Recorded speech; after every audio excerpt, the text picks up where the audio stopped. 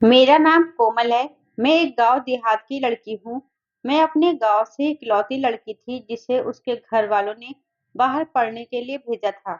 वरना गांव में कोई भी लड़की 8वीं क्लास से ज्यादा नहीं पढ़ी थी, क्योंकि गांव में कोई इससे बड़ा स्कूल ही नहीं था। शादी से कुछ दिन पहले मेरे मंगेतर ने मुझसे मेरी पवित्रता साबित करने को कहा। हमारे गांव में बाबा जी का आश्रम था। उस आश्रम में एक कुटिया बनी हुई थी, जहां लड़की को पूरा एक हफ्ता वहां गुजारने होते। अगर लड़की कुंवारी नहीं होती तो वह गायब हो जाती है, और अगर पवित्र होती तो सही सलामत वहां से वापस आ जाती। मैंने बहुत मना किया कि मुझ पर यह जुल्म ना करे, लेकिन मुझे जबरदस्ती उनके आश्रम में ले जाकर बंद कर दिया गया। और एक दिन उस कुटिया में मैं सो रही थी। आधी रात में मेरे साथ जो हुआ, मेरी रूह कांप गई, क्योंकि वहां पर मेरे साथ घर पर शादी की तैयारियां जोर शोर से हो रही थी। मैं बहुत खुश थी। मेरे मंगेतर का नाम अजय है, और वह हमारे गांव के जमींदार के यहाँ नौकरी करता है। हमारा रिश्ता भी गांव के जमींदार ने ही करवाया है। वह आदमी एक भला आदमी है। मेरी दोस्त मुझे अजय के नाम से चिढ़ा रही थी। मैं अजय को पहले से नहीं जानती थी। वो मेरे पापा के दोस्त का बेटा था। मैं दुल्हन बनी अपने कमरे में बैठी थी, जब बारात के आने का शोर मेरे कानों तक आया। मैं और भी ज्यादा खुश हो गई थी। मैं अपने गांव की सबसे होनहार और पढ़ी लिखी लड़की थी। सारे गांव में ग्रेजुएशन पास करने वाली मैं पहली लड़की थी। मैंने ग्रेजुएशन में टॉप किया था। मेरे पापा किसान थे, लेकिन मुझे पढ़ने का बहुत शौक था।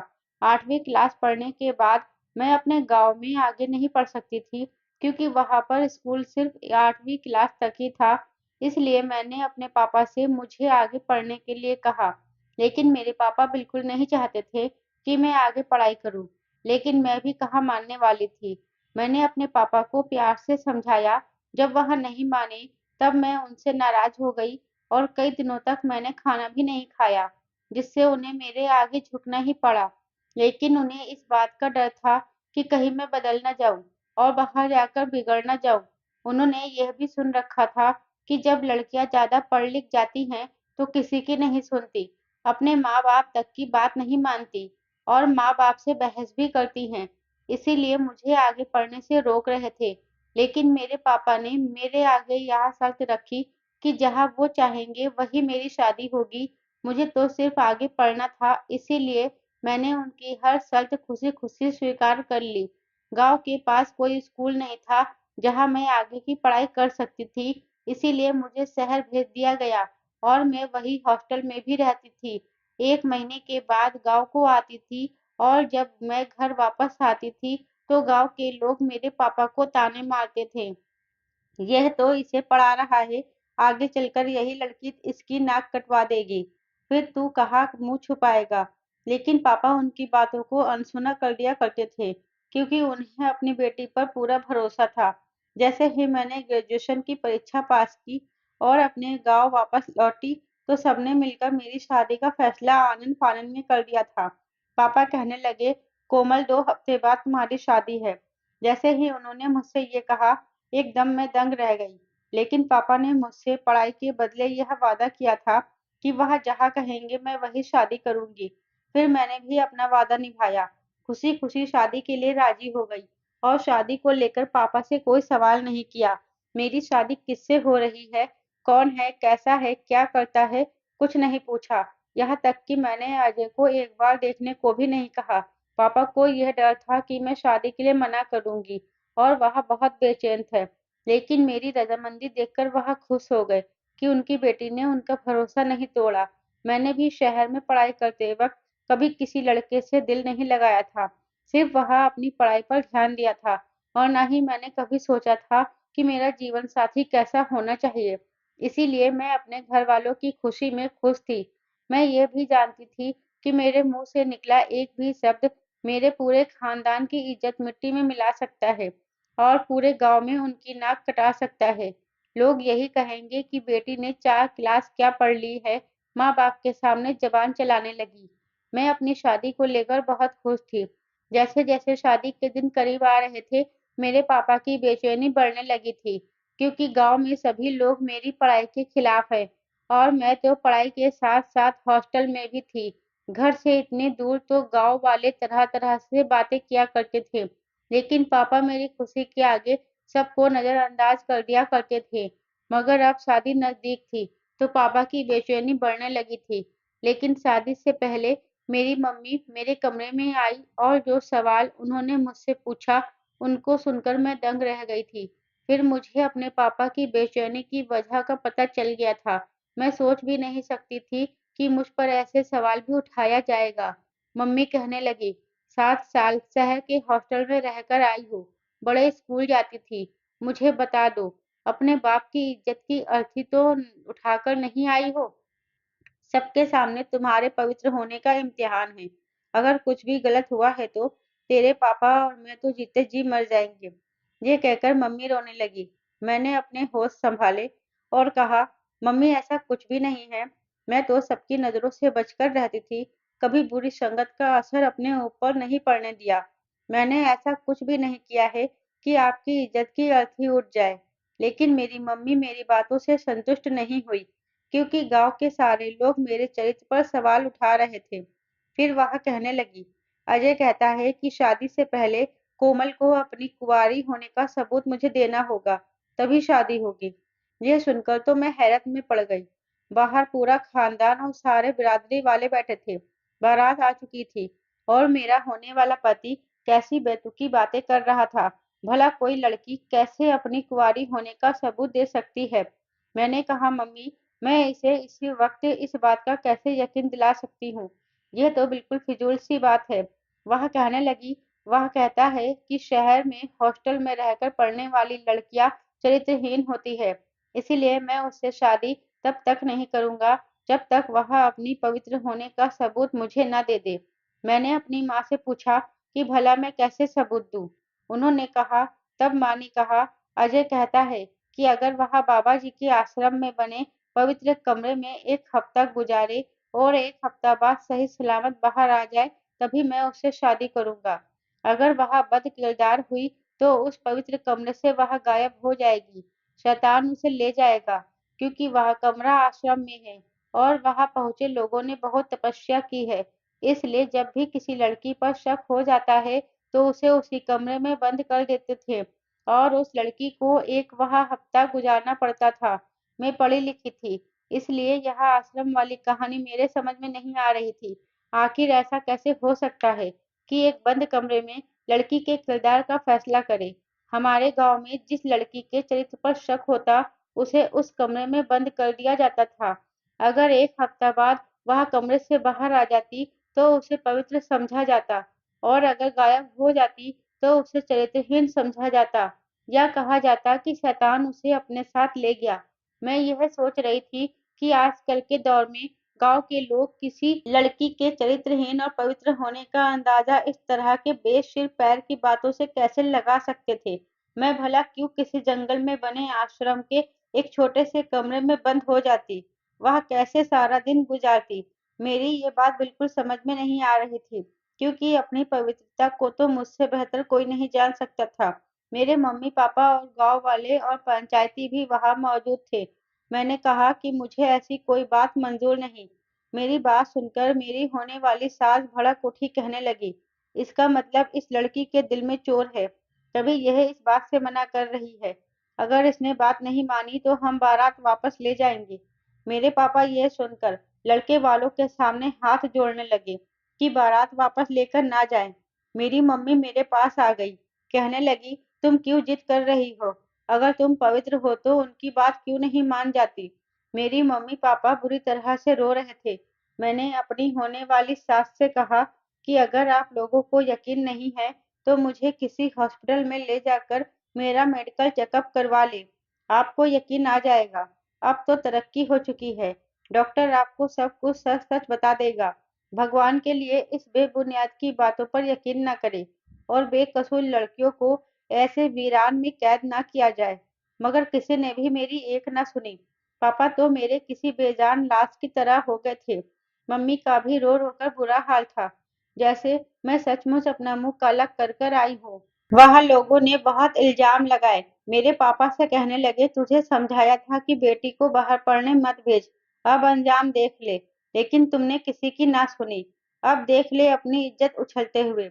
मैं अपने पापा के सामने बैठकर रोती रही, बिलखती रही कि पापा मैंने ऐसा कुछ भी नहीं किया है। बेशक मेरा मेडिकल चेकअप करवा लिया जाए, मगर सब लोगों को तो बस उसी आश्रम पर यकीन था, जिसके झूठे होने की कसम मैं खा सकती थी, क्योंकि मेरे बारे में मुझसे बेहतर और कोई कैसे जान सकता है। मेरा बार-बार सबके सामने वहाँ जाने से मना करना मेरा चरित्रहीन होना साबित कर रहा था और मेरा वहाँ जाना ही सबको यकीन दिला सकता था। लेकिन ऐसे कैसे किसी आश्रम के कमरे में मैं अपने आप को 1 हफ्ता के लिए बंद कर सकती थी, जहाँ कोई आता-जाता भी नहीं था।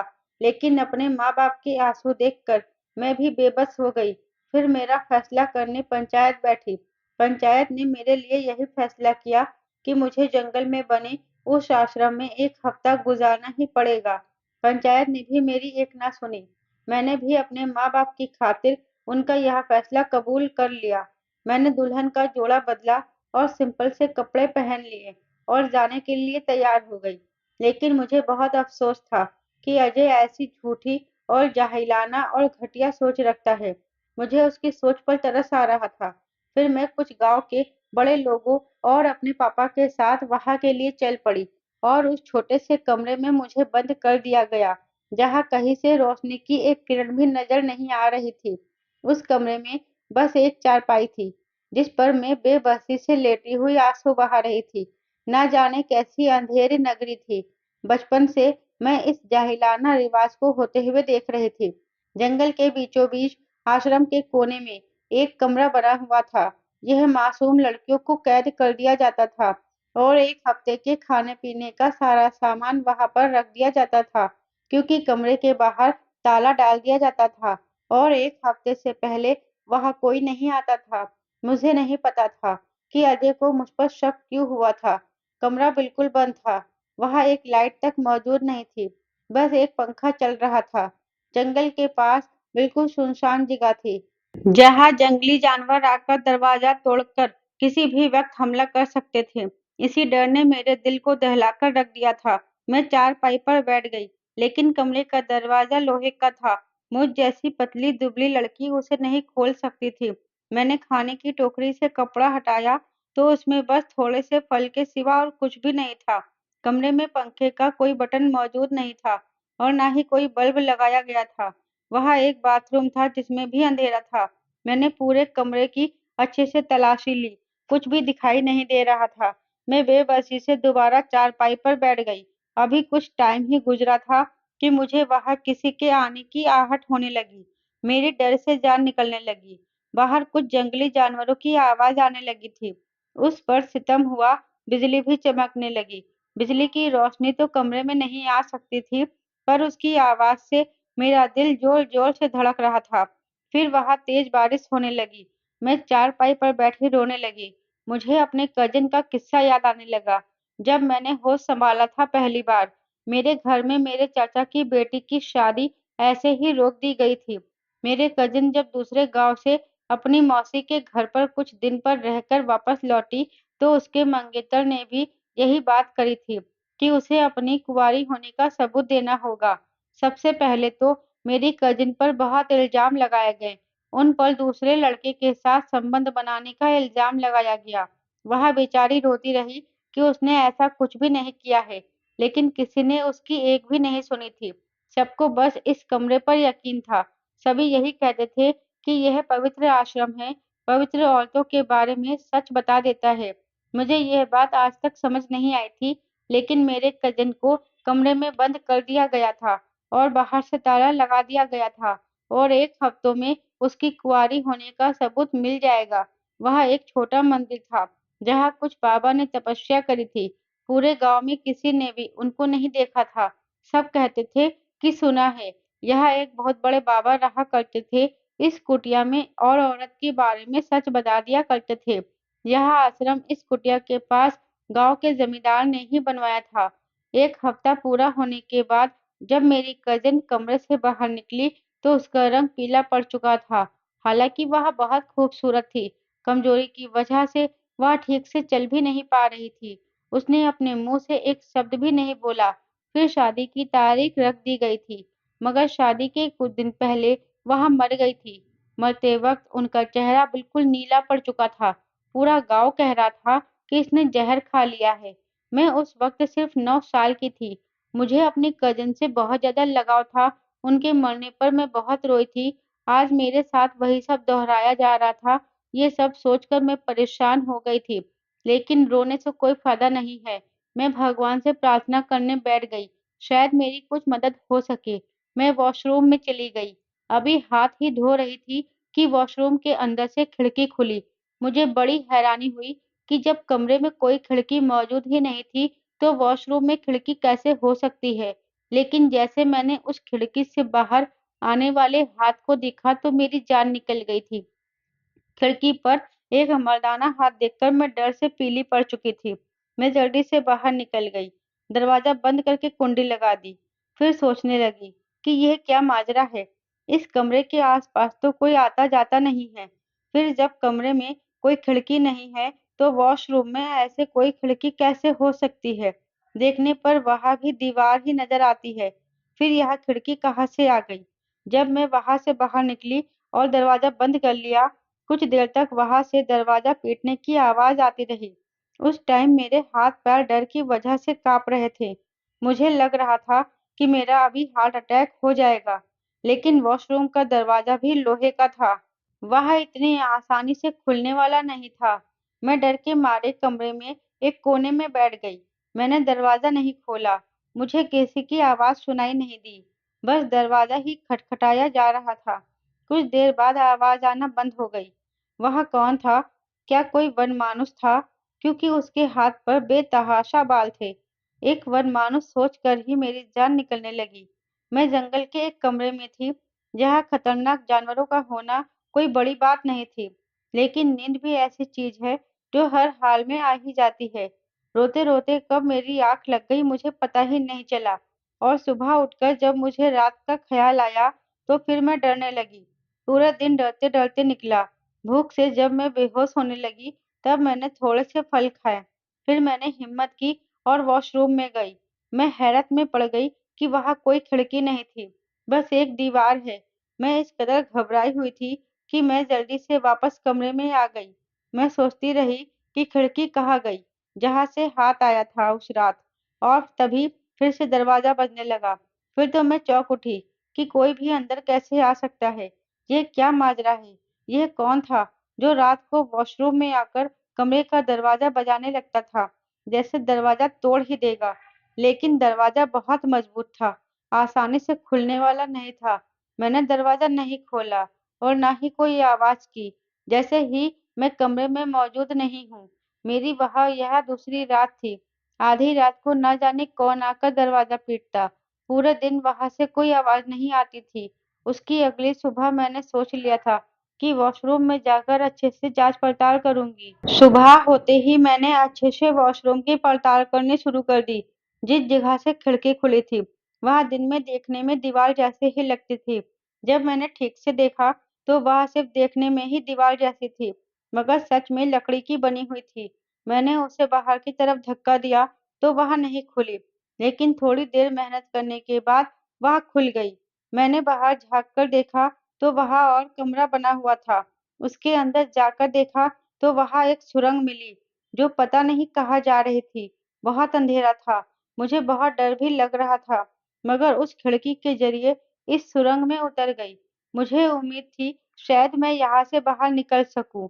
मैं डरती-डरती आगे बढ़ने लगी। थोड़ी दूर चलकर मुझे रोशनी दिखाई देने लगी। वहाँ पहुँचकर देखा, तो वहाँ लाइट का बटन था, जिसे दबाने से पूरी सुरंग में रोशनी हो गई। वहाँ ऊपर की तरफ सीढ़ियाँ जा रही थी। जब मैं उन सीढ़ियों पर चढ़ी और वहाँ का दरवाज़ा खोलने की कोशिश करी, तो वह नहीं खुला। बहुत देर मेहनत करने के बाद मैं वहाँ दरवाज़ा खुला। वहाँ आश्रम का कमरा था, जहाँ आश्रम की दान दक्षिणा रखा जाता था। जब मैं उस कमरे में पहुँची, तो मैं दंग रह गई कि यह तो मैं आश्रम के अंदर पहुँच गई। उस कमरे में कोई भी मौजूद नहीं था। मैं भी वहाँ पहुँचने के बाद बहुत थक गई थी। मैं हैरान थी, ऐसा कैसे हो सकता है? उस कुटिया से आश्रम तक की सुरंग क्यों बनाई गई और किसने बनाई है? और कमरे का दरवाज़ा बंद था, बाहर ताला लगा हुआ था। उस कमरे के अंदर कोई भी नहीं आ सकता था, क्योंकि वहाँ सारा दान रखा जाता था। इसीलिए मैं किसी को मदद के लिए नहीं बुला सकती। लेकिन फिर मैंने सोचा कि अगर किसी ने मुझे उस कुटिया से बाहर देख लिया, तो मेरे माँ-बाप को बातें सुना-सुना कर मार ही डालेंगे। फिर मुझे किसी के आने की आहट महसूस हुई। मैंने जल्दी से उस सुरंग को बंद किया और वहाँ रखे हुए बक्सों के पीछे छुप गई। फिर मुझे लगा कि ये लोग मुझे देख लेंगे और मेरी सारी मेहनत बेकार चली जाएगी। जैसे ही मैंने 3 लोगों को अंदर आते देखा, उनको देखकर मेरी जान निकल गई। जब तक लोग वहाँ मौजूद रहे, मैं बड़ी खामोशी से वहाँ छुपी रही और उनके जाने का इंतज़ार करने लगी। फिर वह लोग अपना काम करके वहाँ से चले गए। उस कमरे में आश्रम का भक्तों का दिया हुआ दान रखा जाता था, इसलिए इस कमरे में कोई भी फालतू आदमी नहीं आ सकता था। जो लोग आश्रम में काम करते थे, वही लोग यहाँ पर आ सकते थे। मैं बहुत डरी हुई थी, मुझे कुछ भी समझ नहीं आ रहा था। फिर मैंने सोचा कि मैं रात होने का इंतज़ार करती हूँ और देखती हूँ कौन है जो वहाँ आकर दरवाज़ा बजाता था और वनमानुस कौन था। यही एक अच्छा मौका था, जब मैं यह सब जान सकती थी, क्योंकि बाहर तो मैं यहाँ से नहीं निकल सकती थी, क्योंकि दरवाजे पर ताला लगा हुआ था। थोड़ी देर बाद वहाँ मुझे एक आदमी नज़र आया। वह ज़मींदार था और साथ में पंचायती भी था। वह बहुत नरमदिल आदमी था, लोगों की मदद करता रहता, यहाँ तक कि गाँव के घरों में जाकर ज़रूरतमंदों को चुपचाप पैसे पकड़ा दिया करता था। किसी लड़की की शादी हो तो शादी का पूरा खर्चा खुद ही कर देता था कि यह सब मेरी भी बेटियाँ हैं। इसलिए गाँव की कोई भी लड़की उनसे पर्दा नहीं करती थी, क्योंकि वह हमारे दादा की उम्र के थे। पूरे गाँव में उनकी बहुत इज़्ज़त थी। पूरे गाँव के लोग उन्हें अपना माँ-बाप मानने लगे थे। उनके बड़े से महल में मैं कई बार जा चुकी थी। उनकी पोती मेरे क्लास में पढ़ती थी, मेरे साथ ही हॉस्टल में भी रहती थी, लेकिन वह अमीर थी, इसलिए हॉस्टल का कमरा उसकी हैसियत के बराबर का ही था। मैं गरीब किसान की बेटी थी, इसलिए छोटे से कमरे में रहती थी, मगर उस लड़की में घमंड नाम की तो कोई चीज़ ही नहीं थी। जब भी मुझे गाँव जाना होता, तो वह मुझे अपने साथ अपनी गाड़ी में ही साथ लेकर जाती। गाँव पहुँचकर मुझे मेरे घर पर छोड़ देती थी, लेकिन मैं मना कर देती थी। मेरे पापा मुझे लेने आएँगे, मैं उनके साथ ही जाऊँगी। मेरी बात सुनकर ज़मींदार साहब कहते कि बेटा तुम हमारे साथ चलो, मैं तुम्हारे पापा से कह दूँगा कि तुम मेरे साथ आई हो। वह अपनी गाड़ी में ड्राइवर के साथ खुद अपनी पोती को लेने आते थे। मैं उनकी गाड़ी में बैठ जाती, वह मुझे घर तक छोड़ देते और मेरे पापा से कह देते कि ये मेरे साथ आई है। मेरे पापा उनका शुक्रिया अदा करते नहीं थकते थे। कई बार अपनी पढ़ाई की वजह से मैं अपने पापा के साथ जमींदार साहब के महल भी गई हुई थी। उनकी पोती मेरे क्लास में थी, तो अगर कभी मुझे नोट्स के बारे में कुछ पूछना होता, तो मैं उसके घर चली जाया करती थी। लेकिन आश्रम वाले कमरे में ये क्या कर रहे थे? मैंने सोच लिया, आश्रम तो इन्हीं का बनवाया हुआ है, दान का जायज़ा लेने आए होंगे। मैं बहुत खुश हूँ, अब मैं बस जाऊँगी और इन्हें सब कुछ सच-सच बता दूँगी कि मेरे साथ 2 रातों से क्या हो रहा है और यह मेरी मदद करेंगे। लेकिन फिर मैंने जो देखा, उसे देखकर मैं दंग रह गई कि यह सुरंग का दरवाज़ा खोल रहे हैं। तो मैं खामोशी से वहीं बैठी रही, देखती रही कि आखिर यह क्या माजरा है और उनको सुरंग के बारे में कैसे पता है। कहा मैं ये सोचकर खुश हो रही थी कि मेरे मसीहा मेरे सामने खड़े हैं, जो मुझे बचा लेंगे और मेरी बात ज़रूर समझेंगे। क्यों मैं इस कमरे से भागकर निकली हूँ, लेकिन यहाँ तो मामला ही उल्टा था। जमींदार साहब तो अपने 2 नौकरों के साथ सुरंग के दरवाजे पर खड़े थे। इनके एक नौकर ने वनमानुष के कपड़े पहने, फिर दूसरे ने दरवाज़ा खोला, फिर वह सुरंग में चले गए और यह कहते हुए कि अगर आज यह लड़की दरवाज़ा नहीं खोलती है, तो दरवाजे को तोड़ देना। यह सुनकर मेरे होश उड़ गए। वह इंसानी रूप में किसी दरिंदे से कम न था। मेरा दिल घबरा रहा था कि मुझे कमरे में नहीं पाकर वह समझ जाएँगे कि मैं वहाँ से भाग निकली हूँ और इस कमरे में हूँ। अगर इन लोगों ने मुझे ढूँढ लिया, तो मुझे ज़िंदा नहीं छोड़ेंगे। मुझे जल्दी से जल्दी इस कमरे से निकलना था, मगर कैसे? जैसे ही वह तीनों अंदर चले गए, मैं बिना सोचे-समझे उस दरवाजे से निकली और दरवाजे का ताला डाल दिया और चाबी भी अपने साथ ही रख ली और सबकी नज़रों से बचती हुई आश्रम की दीवार से कूदकर आश्रम से बाहर निकली। यहाँ की मिट्टी गीली थी, इसलिए मुझे चोट नहीं आई, वहां से निकलते ही मैं बस अंधाधुंध भाग रही थी। मैं नहीं जानती थी कि मेरा क्या अंजाम होगा, मगर मुझे बस अपनी इज्जत बचानी थी। गांव वालों के सामने इस आश्रम की सच्चाई भी सुनानी थी, जिससे लोगों की गलत आस्था और विवाद जुड़े हुए थे। मेरी कजन के साथ क्या कुछ हुआ होगा, अब यह सच्चाई मुझ पर खुल चुकी थी। वह क्यों मर गई थी? यकीनन जहर खाकर उसने अपनी जान इसलिए दी होगी कि इस आदमी ने उसको अपनी दरिंदगी का शिकार बनाया होगा। मैं भी अपने कजिन की तरह ही खूबसूरत थी। मेरे दिल में इस जमींदार के लिए बहुत इज्जत थी। मैं इसको अपने दादा जैसी इज्जत देती थी, इसलिए इसके गलत इरादे नहीं समझ सकी। ये सारा खेल इसी जमींदार का रचाया हुआ था, क्योंकि अजय इसी के पास नौकरी करता था। इसीलिए उसके दिमाग में भी ये शक का बीज इसी ने डाला होगा। भोले भाले गांव वालों को बेवकूफ बनाकर उनकी खूबसूरत लड़कियों को वहां ये ऐसे ही आश्रम में जाने पर मजबूर कर देता है, क्योंकि मेरी शादी पर आखिरी फैसला पंचायत में इसी जमींदार का था कि मुझे इस आश्रम में बंद किया जाए। यह दिन में गांव के लोगों के सामने उनका हमदर्द बना रहता है और उनके घरों में जाता ताकि उनकी बेटियों को देख सके। उनमें से जो इसे अच्छी लगती उस पर इल्जाम लगाकर इस कमरे में बंद करके अपनी हवस का शिकार बनाता था और अपनी गंदी हवस पूरी करता। मुझे नहीं मालूम था कि मैं किस तरफ जा रही हूँ, मेरी मंजिल क्या है, कहाँ जाकर खत्म होगी। लेकिन मैं भाग-भाग कर थक चुकी थी। अचानक से एक मोटरसाइकिल की चमक मेरी आंखों में पड़ी। उसे देखकर मैं बहुत डर गई थी। वह मोटरसाइकिल मेरे सामने रुकी तो मैं गिरकर बेहोश हो गई। जब मुझे होश आया तो मैं अपने चाचा के घर पर थी। जो आदमी मेरे सामने खड़ा था, वह मेरे पिताजी का छोटा भाई था। वह मेरे चाचा थे। उन्हें देखकर मुझे बड़ी राहत मिली। मैं बहुत रो रही थी। मेरी हिचकियाँ ही बंद नहीं हो रही थी। उन्होंने मुझे पानी पिलाया और पूछा कि बेटी तू वहाँ कैसे पहुँची? तुम तो आश्रम में थी। उन्होंने कहा, चल मैं तुझे वापस खामोशी से वहाँ पहुँचा देता हूँ। किसी को पता नहीं चलेगा कि तू बाहर निकली थी और तेरे बाप की इज्जत बच जाएगी। लेकिन मैं बहुत रोने लगी और डरते-डरते वहाँ मेरे साथ क्या हुआ उन्हें बताने लगी और कैसे उस सुरंग के जरिए कुटिया से बाहर निकली। मैंने सब कुछ उन्हें बताया और यह सब जमींदार ने मेरे साथ गलत काम करने के लिए किया है। पहले तो उन्होंने मुझ पर यकीन नहीं किया, फिर मैंने उन्हें बताया दीदी के साथ भी उसने गलत काम किया था। तभी दीदी ने भी जहर खाकर अपनी जान दे दी, क्योंकि वह उन्हीं की बेटी थी जिसके साथ यह सब कुछ हुआ था। तब वह बहुत ज़्यादा रोने लगी। फिर उन्होंने कहा कि मेरी बेटी के साथ इस दरिंदे ने क्या कुछ नहीं किया होगा, जो उसने अपनी जान दे दी। हम तो इसको अपना माई-बाप समझते थे और ये हमारी ही बेटियों पर बुरी नज़र रखता था। लेकिन अब मैं तेरे साथ कुछ गलत नहीं होने दूँगा।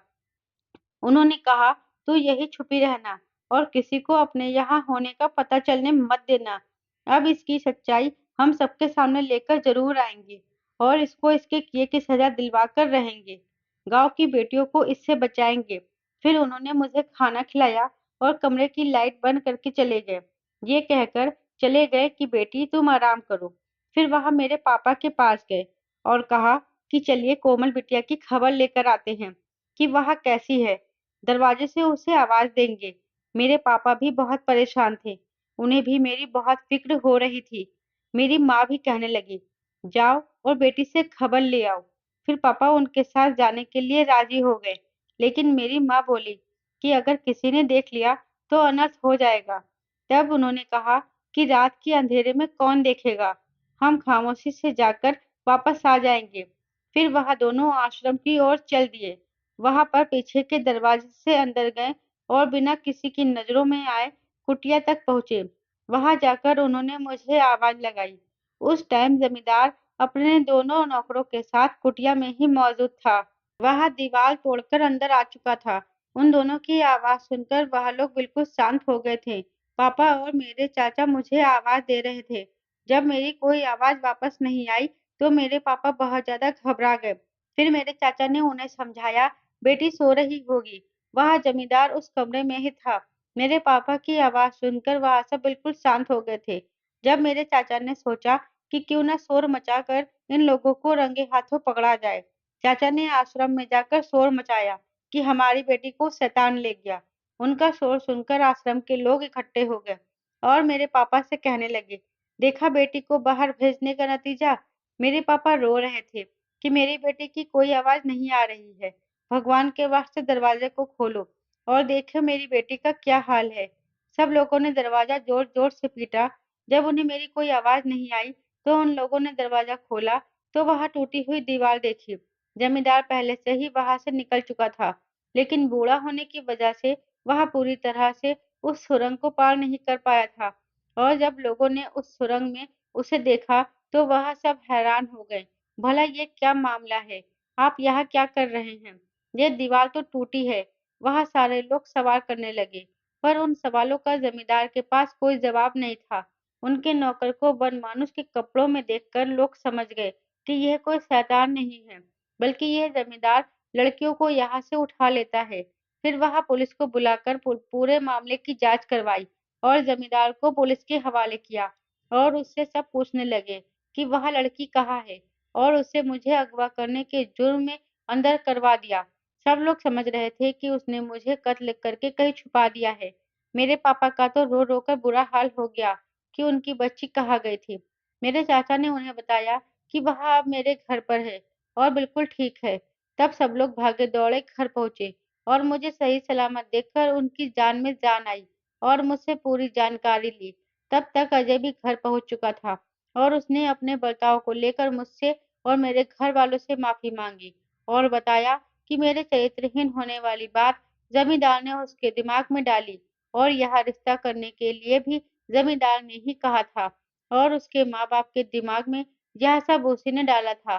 फिर वह मुझसे माफ़ी माँगने लगा और मेरे माँ-बाप से भी और फिर पूरे गाँव में यह तय किया गया कि अब किसी भी लड़की को ऐसे किसी भी आश्रम में नहीं भेजा जाएगा। हमें अपनी लड़कियों पर भरोसा करना चाहिए, ना कि किसी और के कहने पर। जमींदार गाँव की बहुत सी लड़कियों को अपनी हवस का शिकार बना चुका था। एक-एक करके सभी लड़कियों के बयान लिए गए, जिनके साथ वह ये सब कुछ कर चुका था।